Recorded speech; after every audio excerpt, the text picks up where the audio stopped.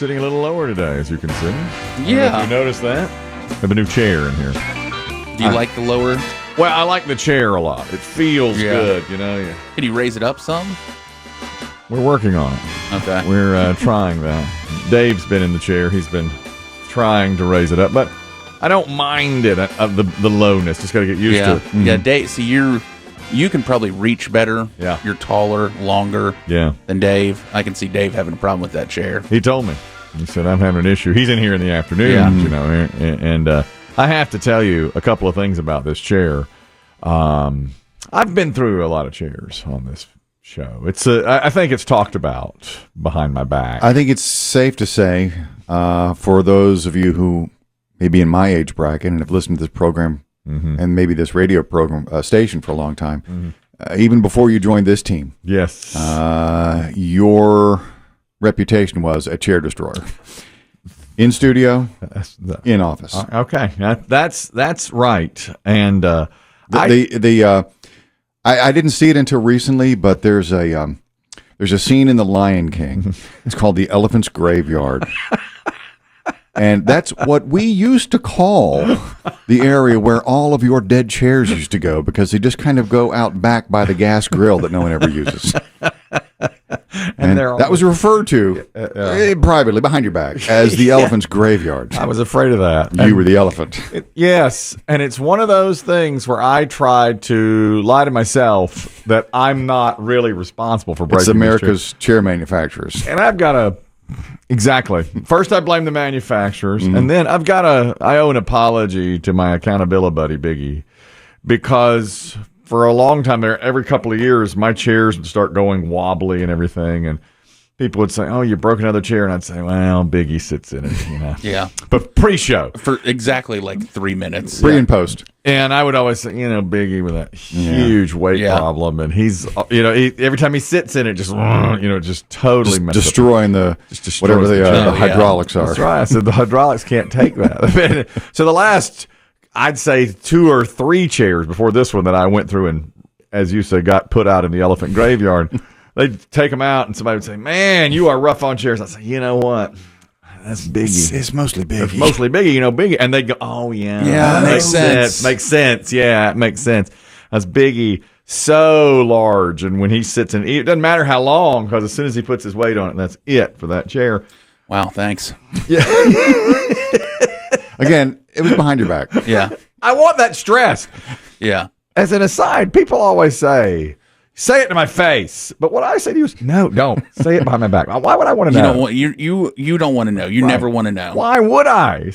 When people have that attitude, hey, don't say it. If you have it, be man enough to say it to my face. I say, no, I'm not. Don't do that. I'm not man enough. I won't be. Don't say it to mine. I won't say it to yours. You don't say it to mine. I'll say it behind your back. And I did for years. That's why I apologize to you today. Sure. Because I would say, as they dragged another one out there, "Oh, man, Biggie killed another one. Look at this."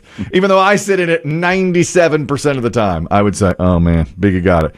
Well, this time there's no hiding, because Biggie pulls up a different chair. And this last chair that I broke after only a couple of years, it wasn't his fault. And I could not blame Biggie. And Biggie's an armless guy. That's right. Yeah. Biggie goes with he the prefers armless. a chair without an arm. He goes armless chair. This chair has an arm. The last chair had arms. And that chair, it's just sturdy. That chair behind me. Yeah. It just feels different. That's for you. That's your chair. That's why, I just use it, yeah. So he never sat in the other one. So yesterday, as this new chair was being put together, assembled by our engineer, Drew, he's out on all fours down in the hallway, just like a dad the night before Christmas putting together of all the kids' toys. Yeah, call it a knuckle buster, because he's getting in there. You know. In fact, he bled into the fabric of this chair. He showed me that yesterday. He said, "Look at my thumb." Got me right to the quick. Some tool had gone under his thumbnail, and he's bleeding all over everything. Just for me to have some comfort, you know. Yeah. So short term. Short term. And I mean, how long will this face it? How long will this start the clock? Right. Yeah. He's right. Exactly. And he said, he came in, he goes, "It's installed. Tempur-Pedic. Tempur-Pedic in the chair game now. All steel reinforced, and should fit you pretty well," what he said. I always find it odd what Drew is real satisfied with himself about. Like, all these computers crash, and he's like, "I'll get to it." But for a week, I've heard about this chair. His chair is here. Yeah. His chair is here. I will assemble it for him. And yesterday, I'm assembling his chair for him. And then finally, the ultimate, the chair's assembled. I've bled into this chair for him. He said, Yeah. my blood will forever be a part of this chair. Yeah. World's on fire. I don't care. Nukes in the air. Yeah. I don't know. It doesn't bother me. See the way this thing spins? I think it's because he wants to satisfy you. I do too. And gratify you in some way, which you'll never give him what he wants. That's right. So he always focuses in on what you want. That's right. Yeah, you Kelly, view Drew most of the time as simply a utility. The way you would look at a vending machine Yeah.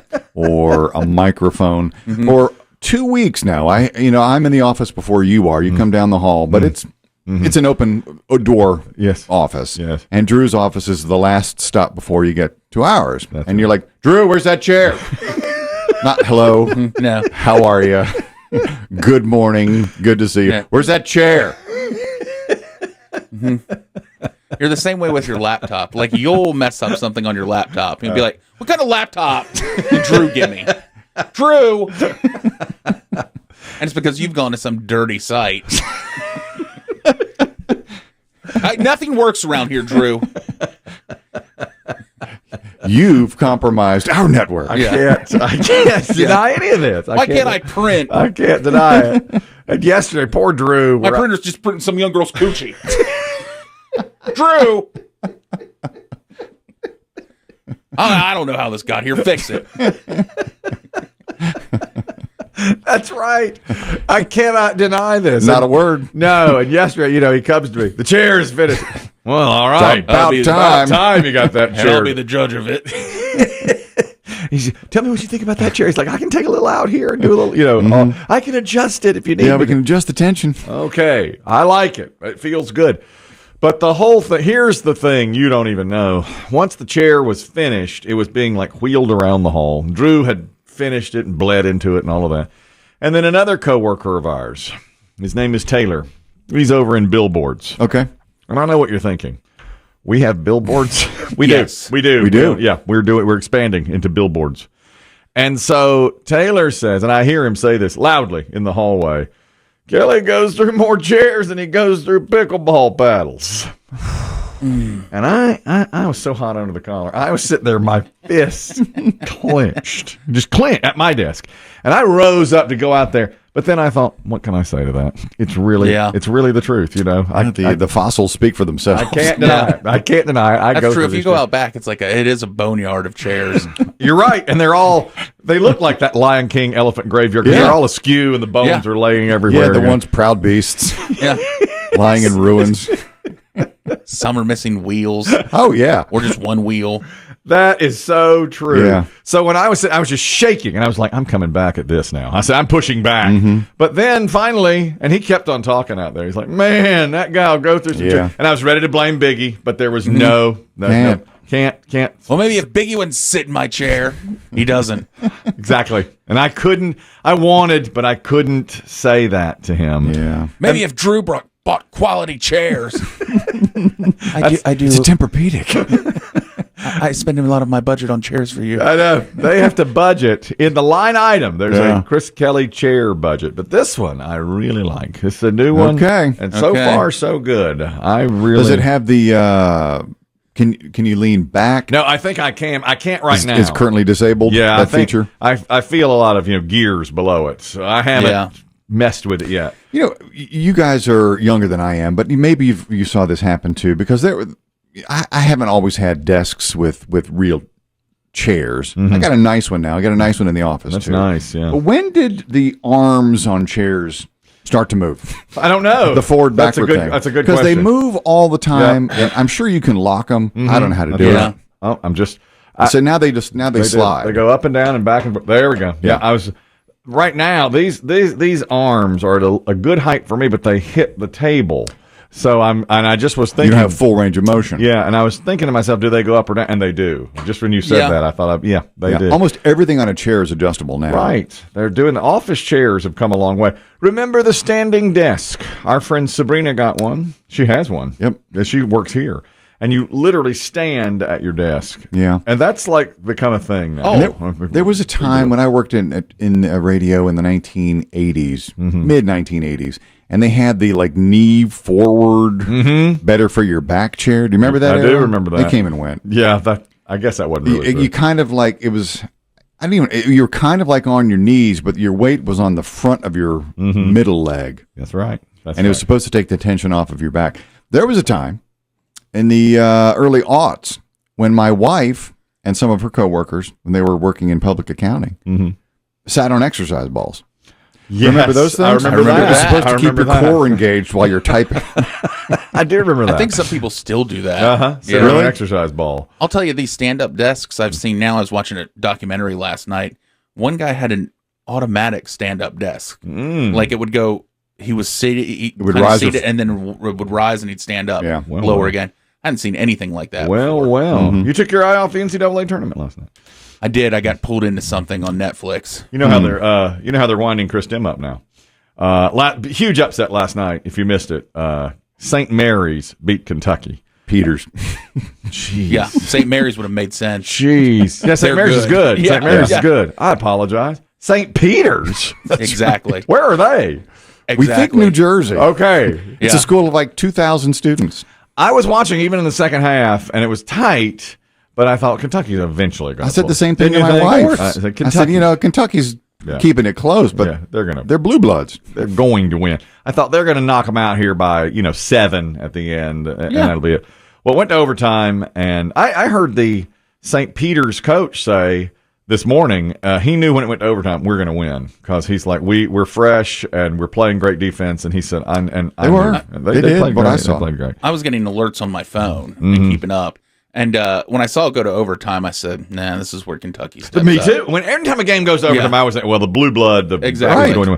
No, didn't happen. Lost by 6. Kentucky did. So it's a 15 seed beating a 2. So here's how they're winding Chris Demm up. They're emailing him or contacting him on social media saying, "Is this the biggest upset in NCAA?" Oh wait, no. No, there's another one. Yeah. Virginia lost as a 1 seed, and they know Chris Demm's a Virginia fan. Oh wait, no. Wait, there was a 1 seed that got beat. 1 seed lost in the first round. Oh, that's right. Just one time. Oh, it's Virginia. And people are saying, where does this rank in the list of the Pantheon? And other 15s have beaten other 2s before. That's happened. It doesn't happen often, but it does happen. Handful of times it happens. As usual, a couple of 12 seeds beat the 5 seed. Yeah, my bracket busted. That's it. Bracket busted. I'm in several, and one I'm tied for first, but I'm are you? barely. Yeah. Hey. Yeah. First round's done. Well, the half of the first round. Today could get ugly. We'll see. The big deal, what everybody's talking about that went viral yesterday was in a game featuring St. Mary's, the actual St. Mary's, and they won. They beat Indiana badly. Yeah. And apparently at one part of the game in the second half, the basketball got stuck on top of the backboard. There's an area in the backboard where there's, a crevice, and the ball crawled up there and was literally stuck. So how high is that? That's like 13 14 feet. 15. So they didn't know how they were going to get the ball back. They were sort of puzzled over this. They had to stop the game, of course. I saw them pull some chairs out. Yeah, they're trying that. Trying to send some taller players up on a chair. Nobody was able to get it. So finally they thought, the cheerleaders. Because you know how cheerleaders, the male will hold the female on his shoulders, or even in this case, up. He's holding the bottom of her feet straight up, and they called it. Why don't the cheerleaders, they're used to going up high. Let's get get the cheerleader up. Get her up there. This is how you do it. Give her the mob. Now she's got it. Oh, what a play. The cheerleader saves the day. She did it. Her name's Cassidy. I can't remember her last name, but she was up there, and I can't remember her partner's name either. He said, He said that he was really, really nervous. Even though they do that move, everybody was watching at that point. You know? And the captain of the cheerleading squad said, "Get out there. Go. You two. You're my best. You got this. Let's go." She's a sophomore. He's a senior, and he held her up there. He said, "We've never been more proud." And they went viral immediately. Lost the game. It's a great moment. It was really cool. Have you noticed? And we got an email from Dr. Ed? Yeah, who said that they're using new basketballs for the tournament. I They're know, bright orange. and I didn't notice until I read the email, and then I started looking at it, and they are. No, I'll have to look today. Why are they? Did you read why? It's a new ball that Wilson has introduced, and it's supposedly they say it makes it easier for the players and it easier for the fans to follow in sometimes these bigger arenas. It's visible, And they say it's got the best grip ever. okay. And I played the game. He does. He played the game. Driveways and backyards. Grip is key. It's enormous. Oh, yeah. Chris Demm had the best basketball I've ever felt in my life. We called it the ball wrapped with human skin. Well, that's what we thought. You know how you always say Chris Demm's a serial killer in real life because you never really know Probably is where he lives, or he's got like a down there crawl space full of bodies. And it was the softest basketball, and we'd only use it like on hardwood. It was really? So, Yeah. my God. It would never touch pavement. No, God. What brand was it? Do you remember, Chris Demm? It might have been a Spalding. I think so. And it just felt so good to the touch, and the grip was so good. You're exactly right. Yeah. Grip is so important. It means everything. Remember about 10 years ago, the NBA changed their ball, and the players hated it. They changed It was too slick, right? I thought it was Too pebbly? cut there. remember what I mean, it they was. even got Yeah. little nicks on their hands, Yeah. and it looked different too. So I don't mind this. It's okay if the players like it. I like the look of the basketball. And Kelly, you were talking about you're watching that 10-part documentary on the ACC tournament in the history of the Atlantic Coast Conference tournament. Yeah. If you look at some of those old balls, they're McGregor. Some of the old basketballs were McGregor brand. Really? Yeah. Oh, I didn't know that. Even up until I think the 80s, they were using McGregor. I don't even know. Is it Spalding they use right now or Wilson? It's a Wilson. Okay. Yeah, you just said Wilson has come out with that new ball. Yeah, it's a new ball. I think it just hit the market. Retail roughly $90. It's pretty well. That's pretty pricey for a Yeah. basketball. I grabbed at Costco $19, and my kid goes Yeah. through them. Yeah, But you just played with that on the driveway. That's it. It's got a Yeah. short shelf life. Yeah. it does. If I get a new one every year. We had the same basketball in my house my whole childhood. It was slick. I mean, Yeah, you couldn't hold it. no, You couldn't grip it. The threads were showing through. It was so slick. My father wasn't going to buy a new ball, and it was red, white, and blue, which is the that's what the old ABA used to play with. That brings back some memories. Yeah. It really does. But anyway, the big upset last night was Kentucky losing to St. Peter's. Full slate of games today, of Oh, course. yeah. Greatest 2 days in basketball every year, these first two. It's just so good.